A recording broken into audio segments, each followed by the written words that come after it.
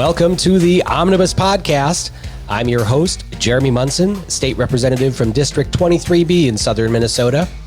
This week, Walter Hudson and I co-host the show, and we'll be talking about legislation in and outside the Capitol, the impacts. I'll be talking about some of the emotional legislating that's going on and some of the bills being brought forward. We'll talk about the Atlanta shooting and what the Stop AAPI hate movement would like you to believe. I'll be talking about some of the spending bills being brought forward by both Republicans and Democrats in St. Paul. Even though the federal government is raining money down all across this country on states, counties, cities, and local government. We'll be talking about some of the individual bills like the school bus bill that's going to be putting cameras on school buses to try to catch drivers, much like the traffic cameras did. I'll be mentioning the Black Republican, Black Democrat show that I was on with Representative John Thompson. We'll play a clip for you to listen to that. And we'll be talking with Dr. Scott Jensen next Saturday about his run for office. So thank you so much for listening to the Omnibus Podcast, where all subjects are germane. All right, I think we're like in week number 10 at the legislature. Things are finally heating up. We're actually voting on bills on the House floor. Last week, Kurt Doubt whined about how there was only 4 bills passed and 3 of them were, technical bills. And so then the Democrats scheduled a whole bunch of bills to come to the House floor. We could actually debate and pass them. These are what I like to vote on because they're actually single subject bills. They're not omnibus bills. And usually what happens is they cut a few bills loose to come to the floor as a single subject to protect, freshman legislators, kind of like give them a bill so they can campaign on having, got this bill through and had the governor sign it. But today we had 4 bills hit the floor, and one of them, there was only 4 of us that voted no on it. And it was a bill that would change life insurance companies' kind of process for assessing whether or not you should qualify as life insurance. Walter, do you have life insurance? I do, yes. You do. I don't have life insurance. Everybody tries talking me into it, but life insurance is not health insurance. Life insurance is, if you die, you get money to take care of your family. Especially in a single earner income, that's important. Well, this life insurance companies can look at your health. They can look at your lifestyle. They can look at your job to see how dangerous your job is. And they can use whatever they want to calculate the risk of you not dying. That's their job. And as somebody who would buy life insurance, the rates that I pay are based on, their model, their economic model, right? The better they can make decisions, it should be cheaper for me. But what's happened is this bill that came forward said that life insurance companies can no longer look at your prescription drugs for drugs that you take if you were addicted to heroin and you're trying to, recover from heroin, and so it's saying they can't look at that as an indicator of whether they should give you life insurance. Well, if someone has a serious addiction to opiates, they actually would be pretty high risk of death. And so it should be within their purview to actually use that information. I don't think it's discriminatory. And it's not like we're denying someone health insurance to say, well, if you're on this, you can't get health insurance. We're just talking about life insurance, which is a non-essential financial product, right? And so I voted against that bill because it was going to restrict what life insurance companies could use to determine the best rate for customers. And there were 4 or 5 of us that voted no, but everybody in the Senate voted yes. And I'm sure, and all but 5 of us voted, or 4 or 5 of us voted yes in the House. Yeah, I wish I could say I'm surprised. I'm not. I am extraordinarily disappointed to learn that there are only 4 of you who voted against that, because it's just it's a political layup, and that's why everybody voted for it. Because on face value, on the surface level, you're going out there and saying, hey, look, I made it easier and cheaper for you to get life insurance. When in point of fact, the opposite is true, because this passes, the governor signs it, which it sounds like is going to happen.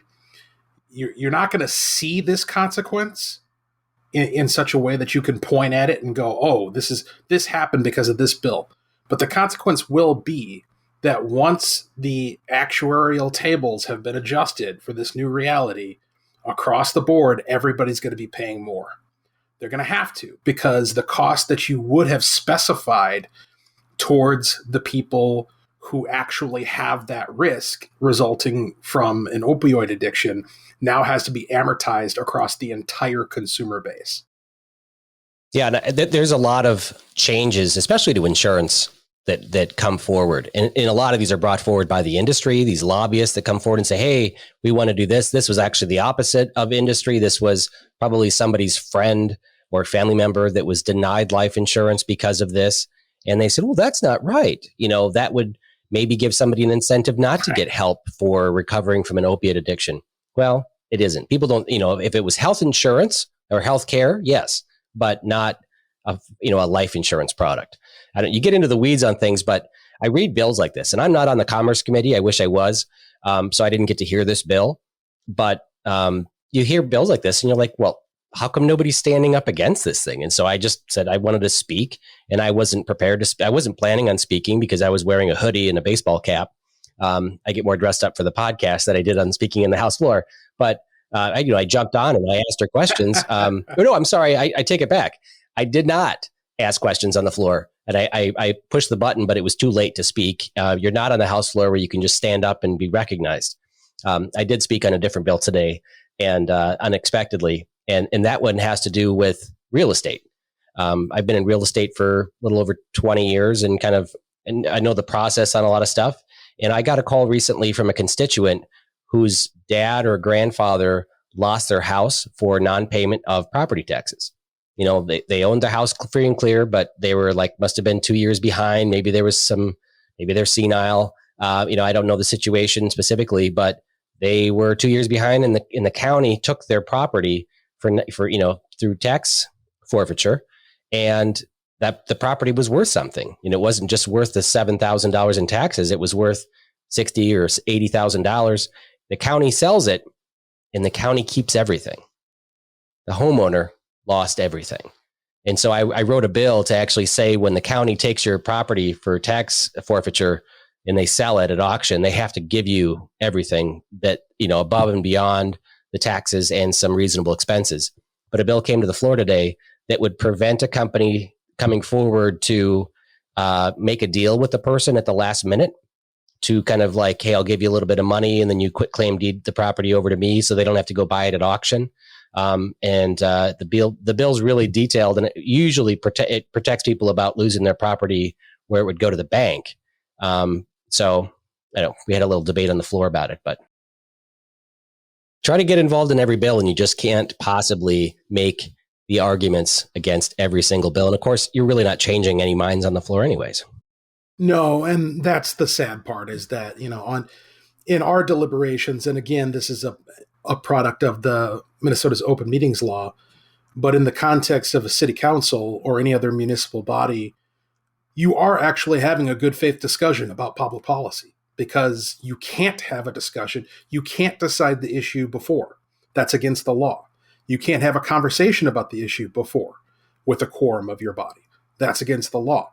And so the debates that you're hearing in the city council chamber or the school board is an actual good faith discussion where people are hearing presentations for the first time, reacting to them, processing the information, having a conversation, asking questions, developing their opinions, and it's all happening organically on the fly.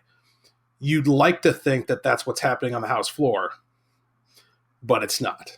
It's mostly theatrical. It's mostly, for all intents and purposes, scripted, with the exception of yourself. Yeah.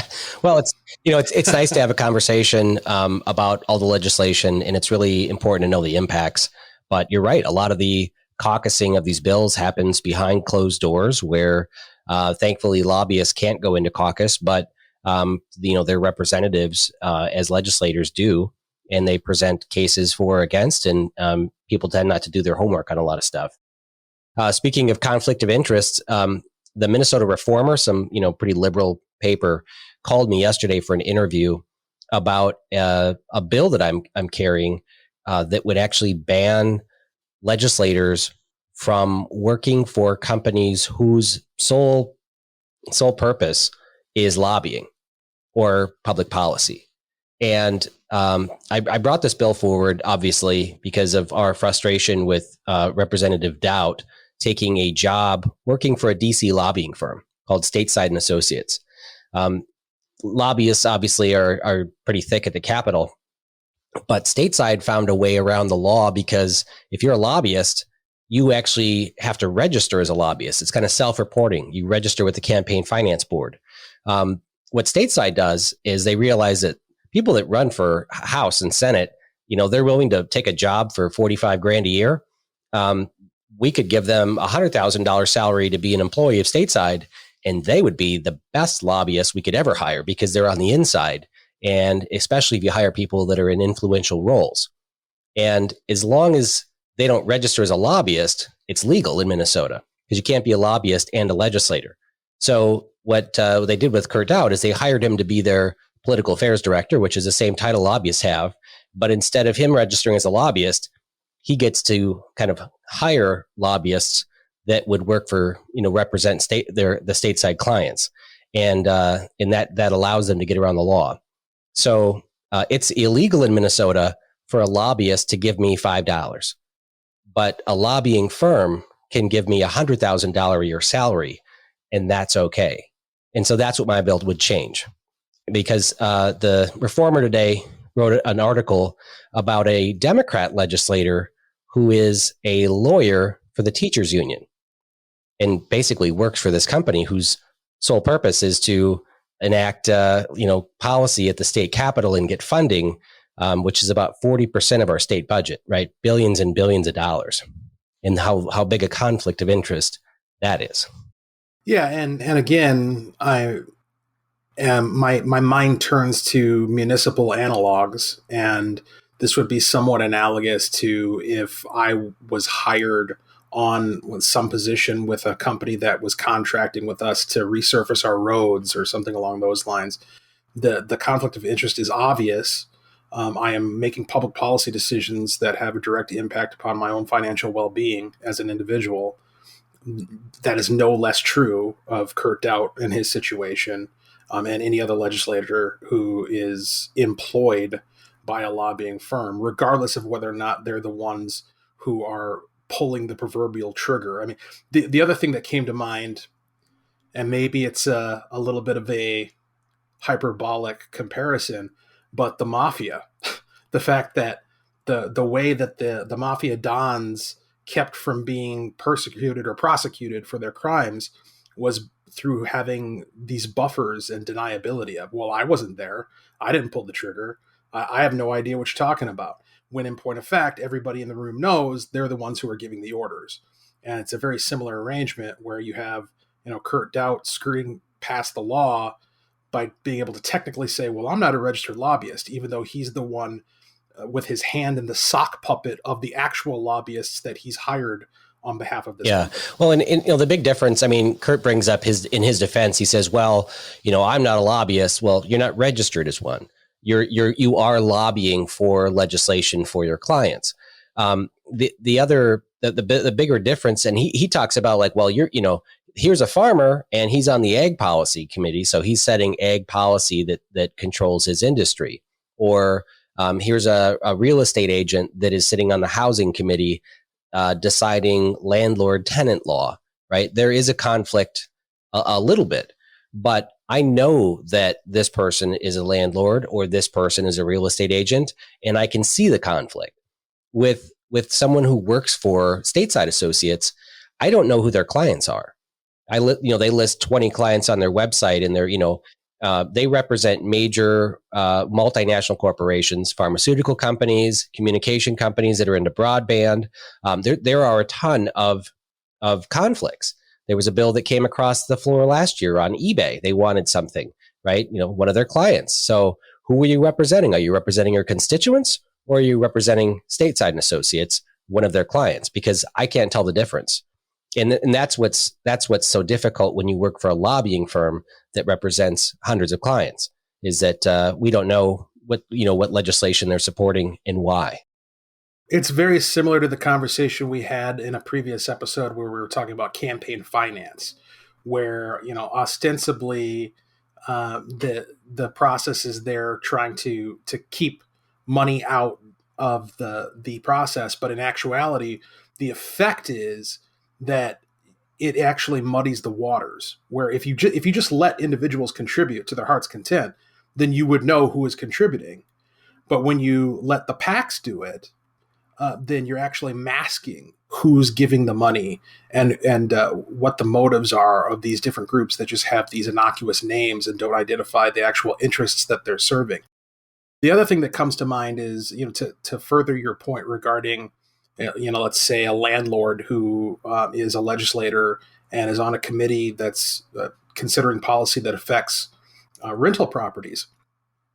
Not only is that a known relationship or a known status that can be taken into consideration politically, but on top of that, landlords should be represented in a conversation about policy that affects them, right? I mean, the notion that if you're affected by policy, you shouldn't have anything to do with the conversation, well, that excludes everyone.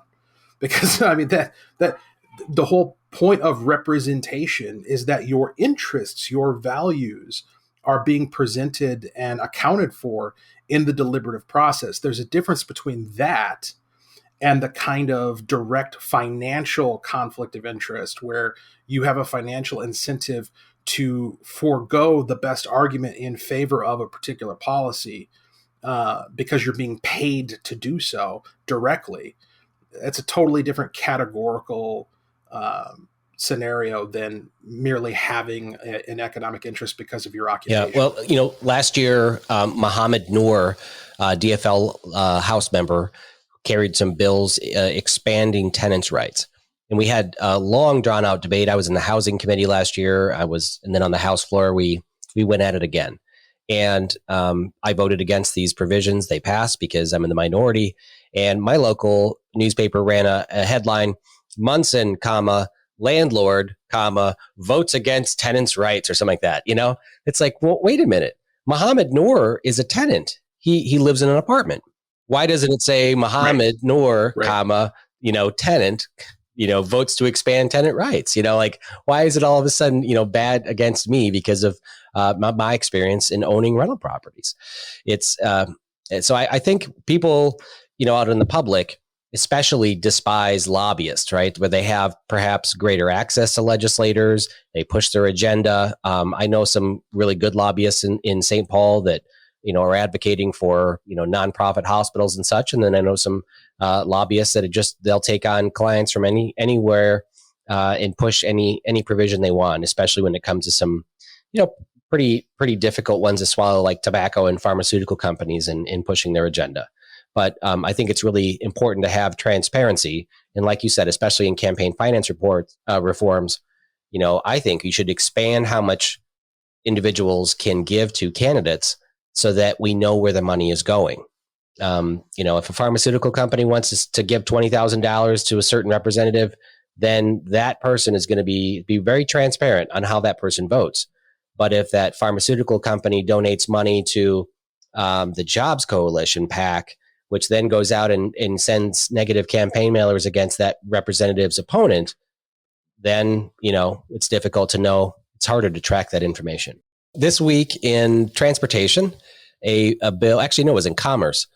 This week in commerce, a bill came to the committee where CalBar sits, and the bill was going to be putting school bus stop arm cameras on the actual arm, so that when the arm swings out, the camera can record cars that are breaking the law by passing the school bus.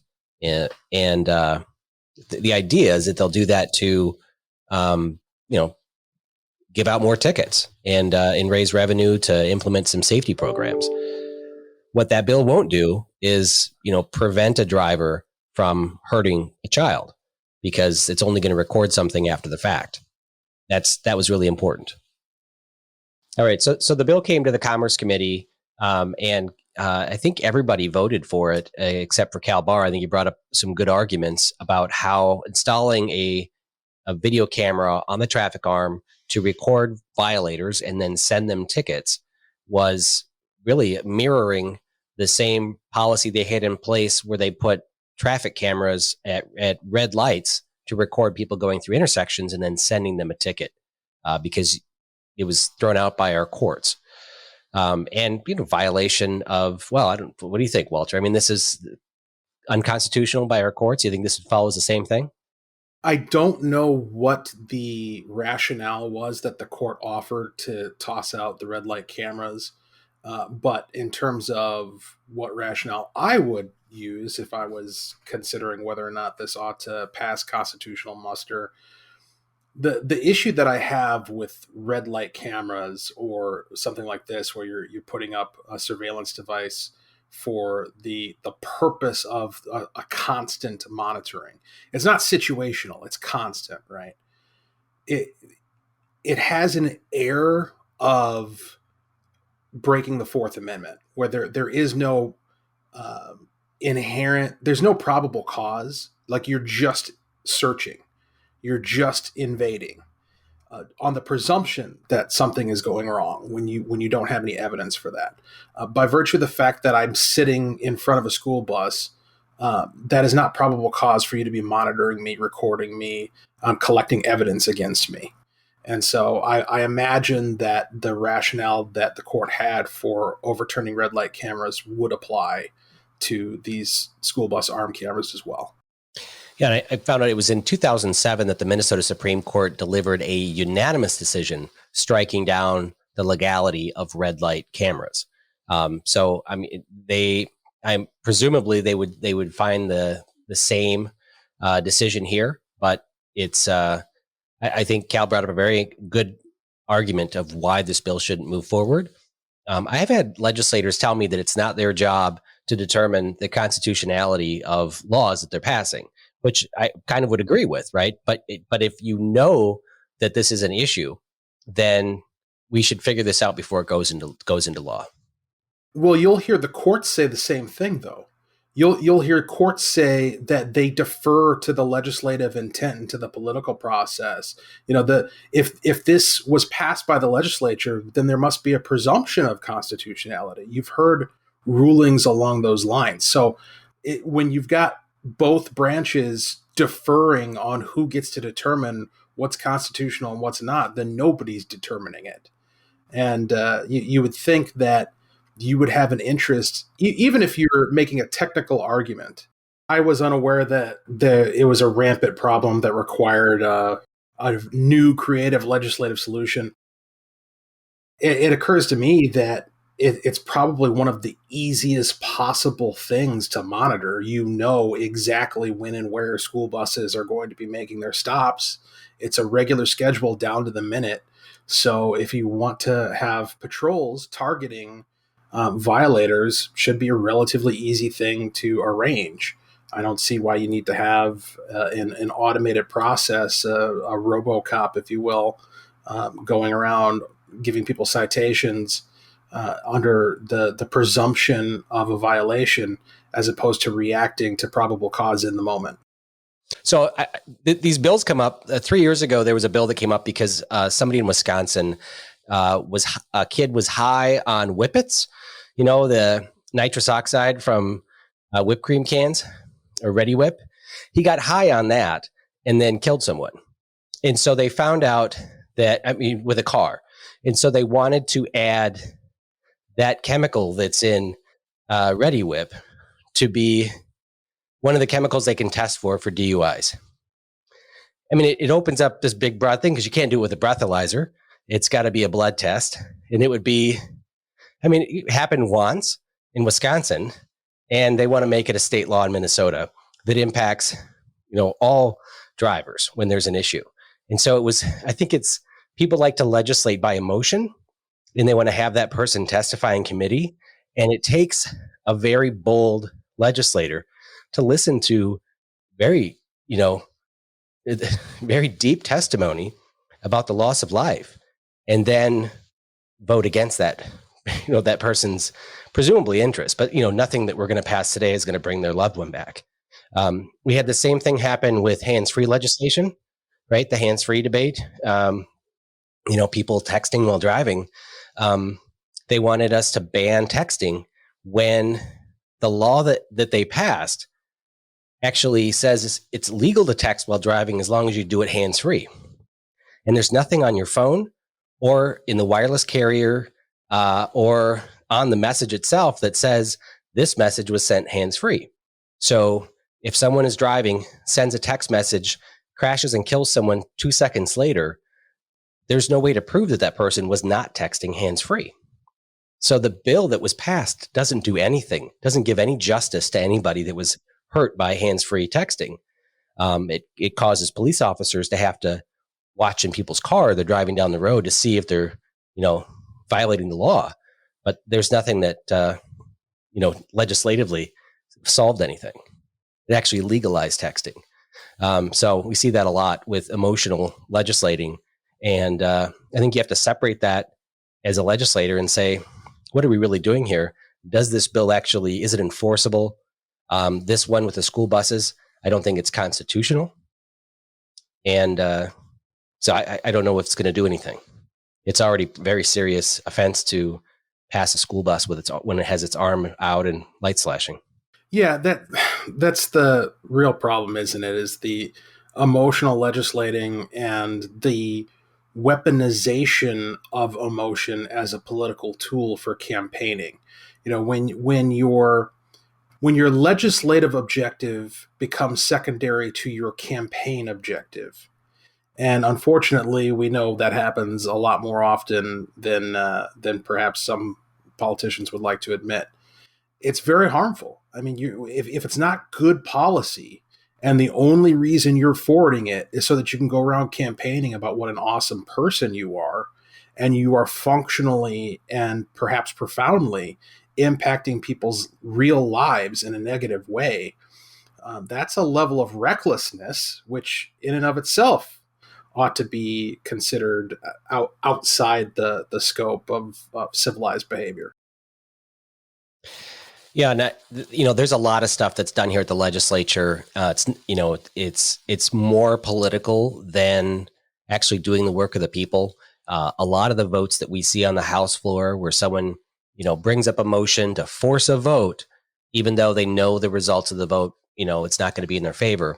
They do it so that they try to get the other side to vote against something that they can campaign on, showing that they should have voted one way and they voted the other way.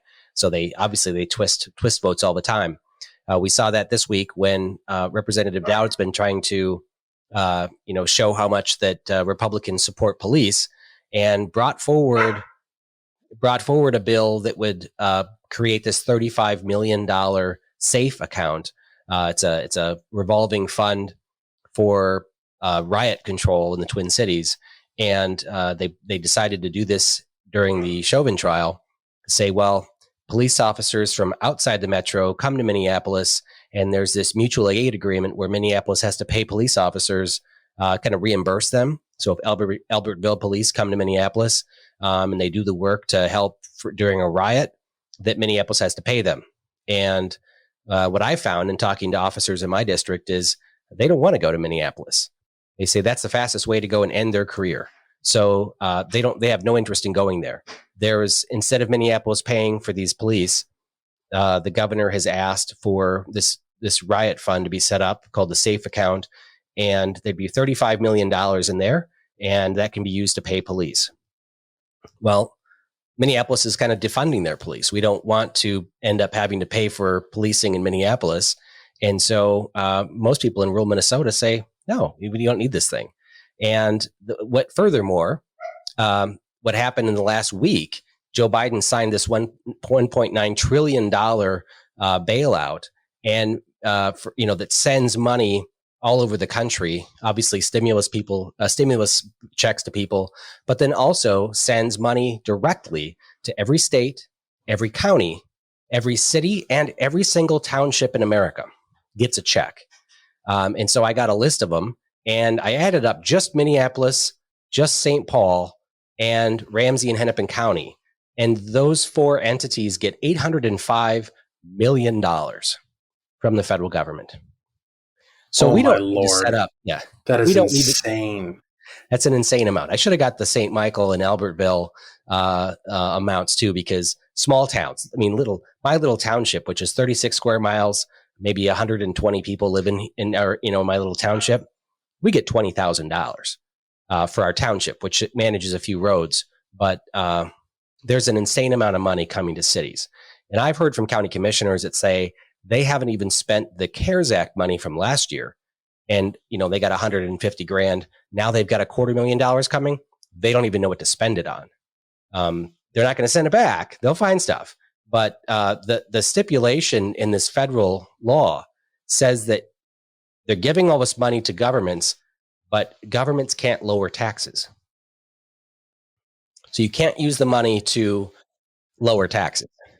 Even if you had tax laws or ordinances that were going to go into effect, you can no longer put those into effect. So a sunsetting tax, that has to be unconstitutional. Yeah, and it goes through. How can you mandate? How can you possibly mandate at the federal level what a municipality's tax policy is going to be? You're gonna tell me that I can't lower taxes on my own residents? Not if you're getting free money from Uncle Sam, and that Can you is turn it down.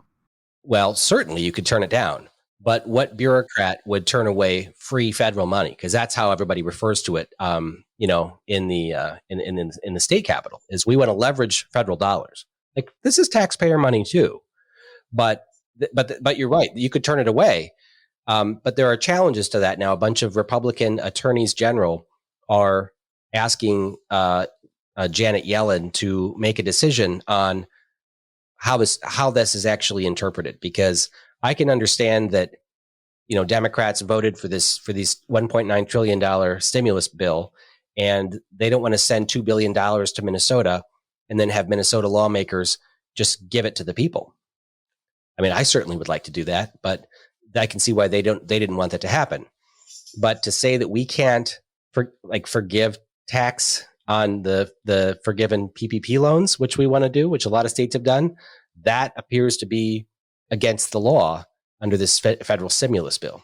Yeah, it's fairly insidious when you think about it, because at face value, the rationale for any sort of government aid in a scenario like this is to help people out of a bind, to help the American citizen, to help the resident.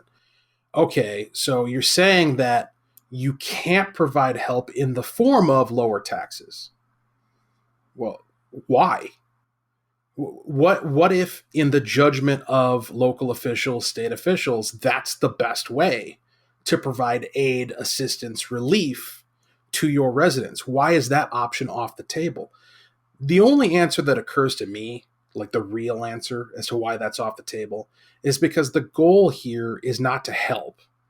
The goal here is to expand and solidify the grip of government. Because think about what happens if you take this money, you can't lower taxes, you factor it into your budget moving forward. And I think you made this point as well, Jeremy, and that might have been where I got it from. What happens when the money runs out?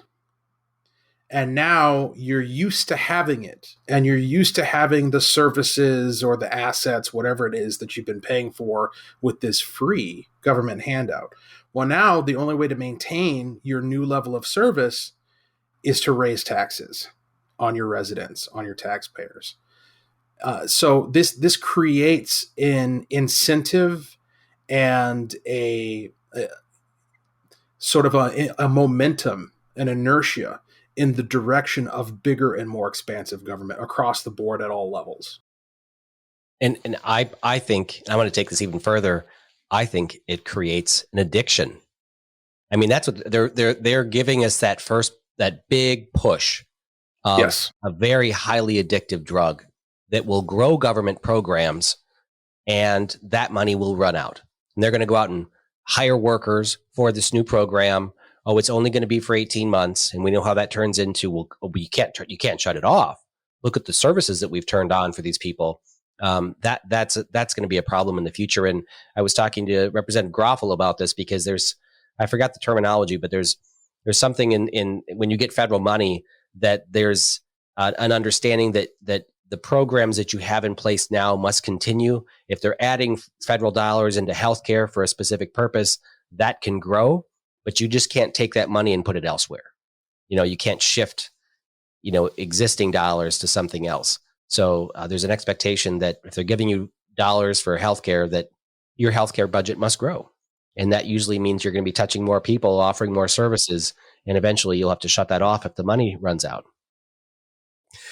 With that understanding that all of the cities in the metro were receiving this enormous influx of money, the argument that Drazkowski made on the floor, he stood up and was just like, we did talk about this bill. The Democrats brought forward this bill for the $35 million plus a bunch of police restrictions and policies, which, it was a non-starter. Doubt offered before an amendment to strip out the provisions but still keep the funding. We voted yes on that because it was a good amendment to improve the bill, but we voted no on the bill altogether. But the fact that he brought this thing forward after the cities have got so much money from the federal government was completely unnecessary. We have to stop spending more money. That's the last thing we should be doing. So the 5 of us in the New House caucus voted no. All the other Republicans voted yes to spend more money. And, I think that the argument that Draz made on the floor was really compelling. And I think it upset a lot of people watching that vote, happen live. Yeah. Once again, not surprised, but disappointed. Yeah. So yesterday I was invited to be on the show Black Republican, Black Democrat. Guess which one I was playing? And I was I was invited to be on the show with Representative John Thompson, which I like to put in parentheses, D, not Hugo. Like that's not the town he represents, but of course he's famous for his performance in Hugo, where he threatened to burn the town down and during his political activism moments. So that was a pretty good show and a lot of really heated debate. So I encourage you to check it out. I think it's on their Facebook page. So yeah, just Black Republican, Black Democrat, and not all the debate was between John Thompson and I. The hosts were also pretty angry at each other. But we talk about the what happened in the U.S. Capitol on the 6th of January, and we talk about some equity versus equality. John Thompson, of course, has the bill that basically just spends money to end racism. And we talked about some rent control that he wants to have in Minneapolis, which is a terrible idea. And it's good conversation, but I recommend checking it out. Yeah, everyone knows that's how racism is solved. You just pour money on it and it goes away. It's like throwing water on the Wicked Witch of the West. Cash money on racism makes it melt. Yeah. On this week's version of legislating, I want to talk about the technology that's used around legislating during the COVID shutdown, since we're not actually physically in committee and on the floor. This has been a really interesting year with everything being on Zoom, and I think we covered that in our first podcast, just how the public is shut out. But one of the advantages of having everything on Zoom, especially for rural legislators like me, I live about 110 miles from the Capitol, and so a lot of my constituents are that or even further away from the Capitol. And when you have a bill that's heard in committee, you like to invite people from your district who have an interest in that bill to testify for or against it at the Capitol. And usually when you testify on a bill, you're only allowed to have 2 minutes. And so I brought a mayor and a city administrator from the city of Vernon Center up to testify on a bill last year on a bonding bill. And we got up there and sat and waited in committee for 4 hours.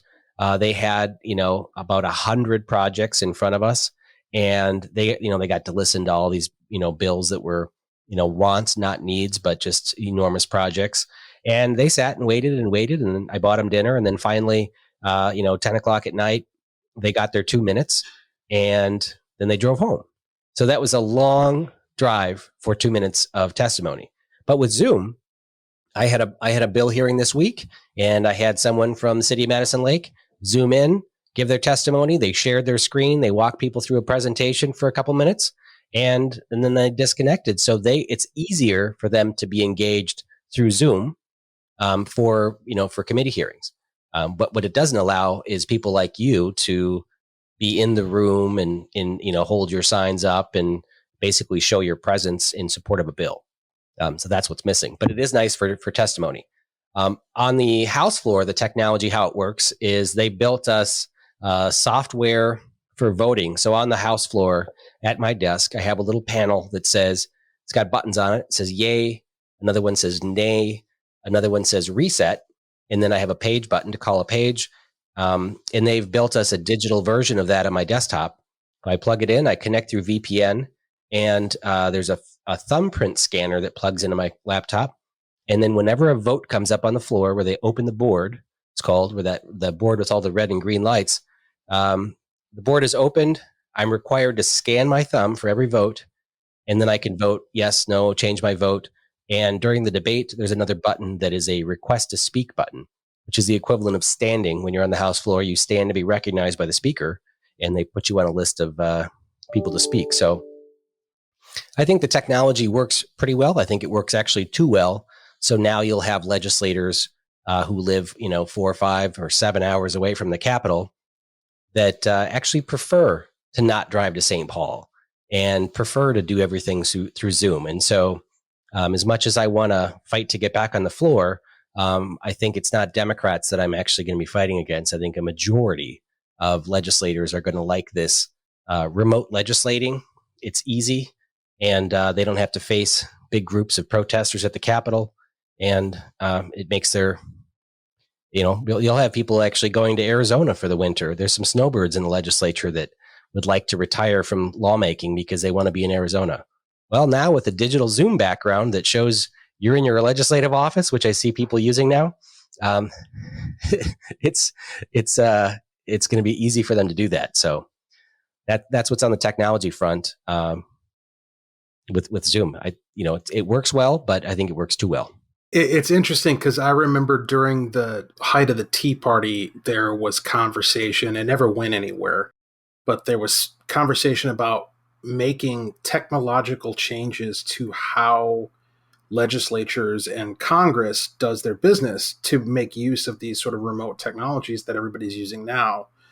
And the idea was that it would facilitate going back to part-time legislation, where instead of having this lifestyle where you're living at a Capitol building and living in the vicinity, like in the Beltway, as they say, that everyone was on weekends and evenings zooming in, and that would kind of incentivize doing less and push us back towards kind of the original vision of what Congress was, which was, you're a farmer, you're a lawyer, you live an actual life, and then you travel to the Capitol, have a short session where you take care of very essential things, and you hurry up and get it done so you can get back and take care of your crops, right?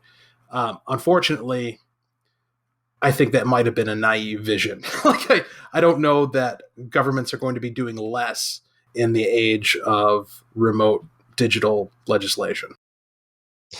Yeah. Well, I hope we can figure things out to be like, there's a good balance. I've long said that we don't need a full-time legislature, because if we have a full-time year-round legislature, we're going to get more laws.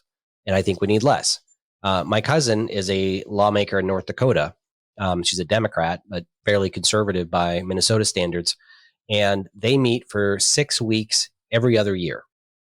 So I think that's a really good, and they figure out a budget. They do all their policies, and yes, they have less people, but they still, I think we have too many laws in Minnesota. And I think part of that is because we meet too often. And if we finish our work on a certain topic and we have 2 weeks left of the legislative session, we're going to look for other things to meddle with. How else can government get involved with other stuff? And so I support having a part-time legislature. I do want to see more people who are in the prime earning years of their life and are busy with young kids and are relevant to be a good representative in St. Paul. I don't want to see a bunch of 70-year-olds up there who are retired and looking for something to do.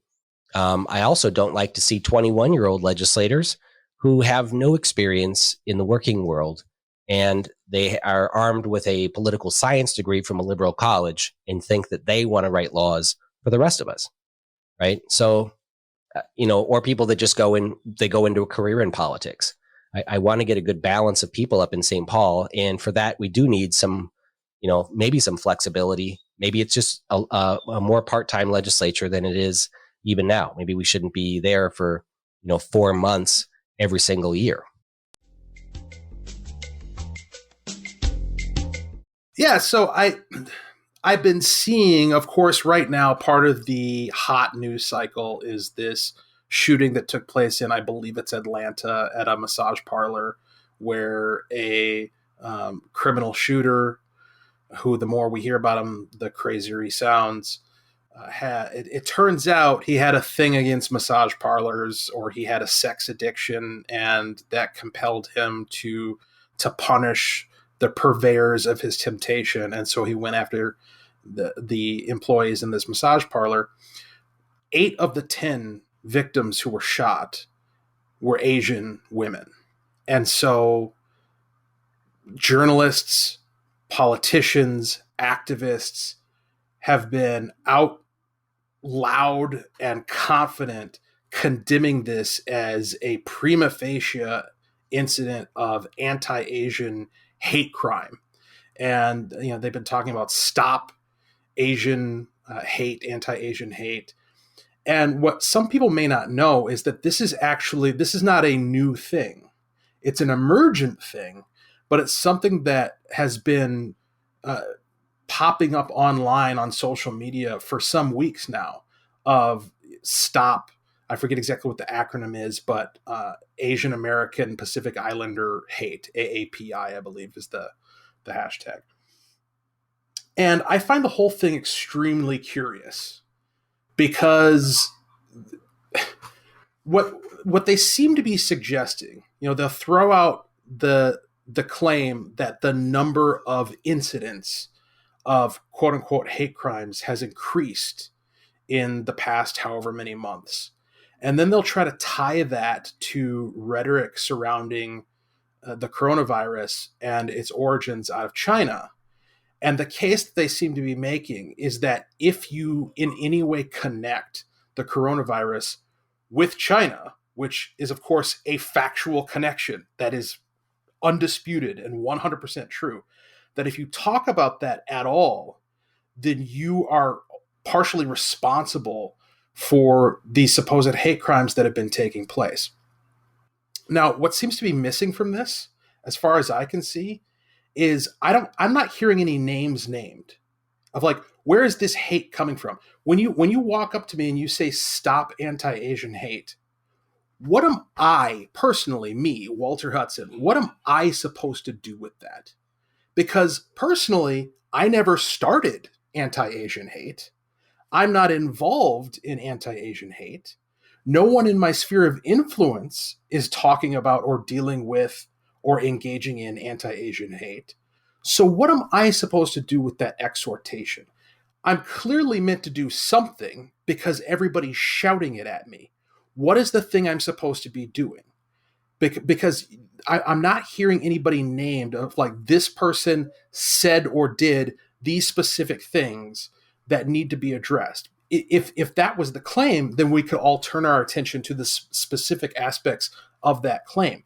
It seems like the overall strategy is to keep things as vague and unspecified as possible.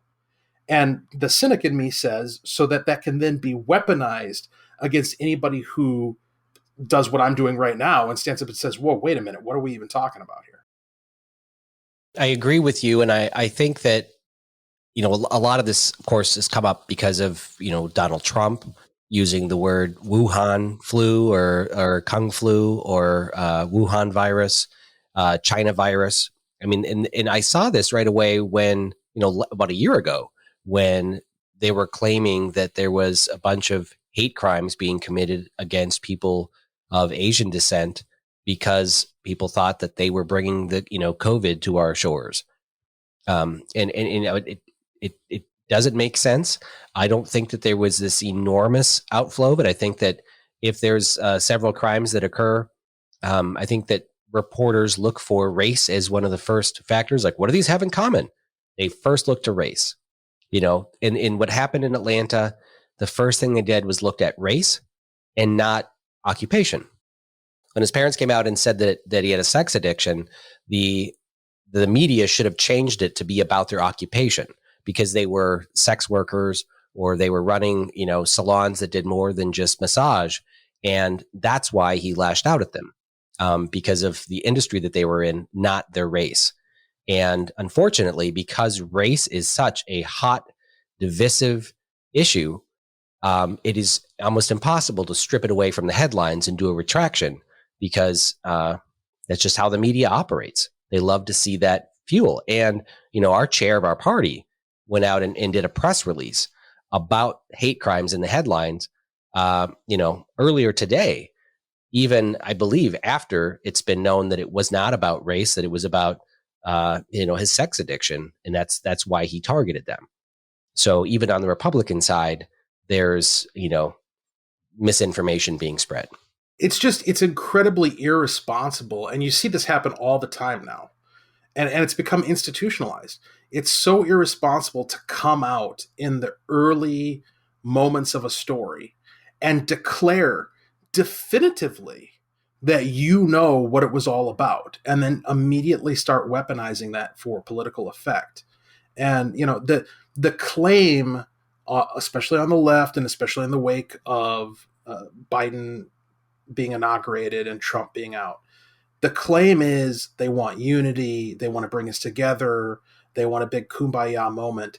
This is not how people who want to bring a country together, this is not how they behave.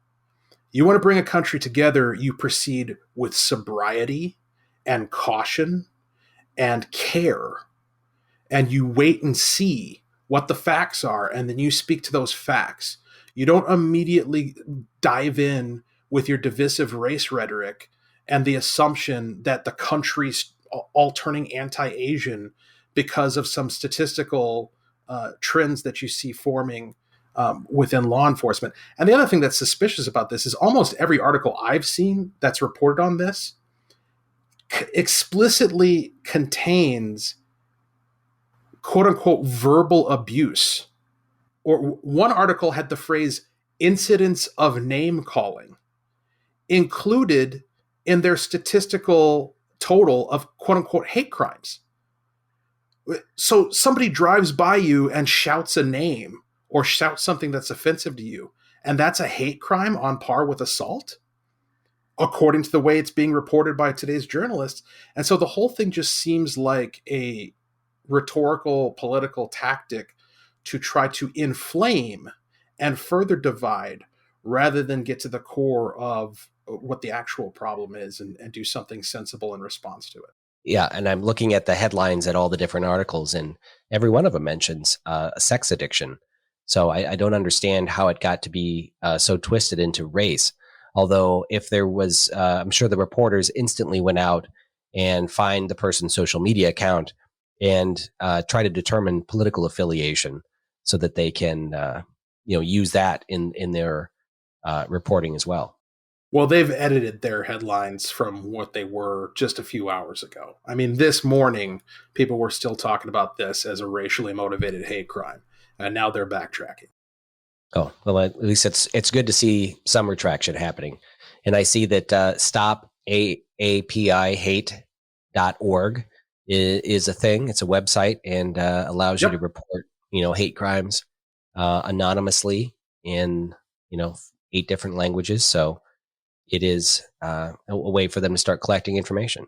The other thing that occurs to me on this is when you say stop AAPI hate, what are you talking about? Like, what am I supposed to do? What are we supposed to do to quote unquote stop it? Because as it stands, all of these incidents are against the law. There is no lobby to make it legal to assault Asian people, right? Like these crimes are being prosecuted as crimes. and the people who committed them are being arrested, and it's not socially acceptable. There's no contingent of our society that's arguing in defense of what this guy did, or that's arguing that we ought to be going around committing acts of violence against Asian people in retaliation for COVID-19. This is not a narrative that exists literally anywhere. And so when you say stop AAPI hate, I don't know what you're talking about. We are stopping it by arresting the people who are committing these crimes and prosecuting them under the laws that have already been written. And which kind of goes to the point you were talking to earlier about the emotionalism in legislating. You get something that happens that's already against the law. You see this a lot with mass shootings. You get something that happens that's already against the law, and the prescription is we need to pass another law to make it even more illegal to do this thing that was illegal in the first place. Maybe, just maybe, it's not a lack of law that resulted in the incident taking place. Maybe there are other reasons, contributing factors that have nothing whatsoever to do with how much power government has. So what's next with all this hatred? How is Joe Biden as president going to change things? Because I know that we keep talking about, we keep hearing in the media about how much more Donald Trump increased, hate in this country. What is Joe Biden going to do to heal this nation? What's his responsibility? Well, he's going to follow the lead of John Thompson, which is spend a bunch of money on it, because that's how we fix it, right? I mean, and I joke, I jest, but that's correct. Like, that is the prescription. The prescription is let's spend a bunch of money on our political priorities and create new programs and create new bureaucracy and administration. And that's going to be how we snuff out the hate. Now, there's no explanation of technically how that works or what metrics you're going to look at to determine that you've been successful. And indeed, the hope likely is that they will be able to continue to claim that they aren't having success, because then they can continue to justify further expense. Well, I hope we can all get along in this country and finally get over this. And I feel like a lot of that has to do with what we do in our schools, like we've talked about in previous podcasts with, racial equity versus equality in our schools, and how we teach our kids about race. So once again, don't forget to tune in to next week's podcast. Walter and I will be interviewing Dr. and former Senator Scott Jensen about his stance on the Second Amendment. There's been a lot of questions brought forward about his stance on the Second Amendment, so we thought we would have him on the show so we can answer everything, and we'll probably ask him questions about public health policy as well. It's going to be a great show. Again, it's former Senator, Doctor and former Senator Scott Jensen. So please tune in for the next episode. Have a great week, and if you have any questions on stuff that you want to have us talk about on the show, please feel free to reach out to Walter or I, or you can message us through the Facebook page at The Omnibus Podcast on Facebook.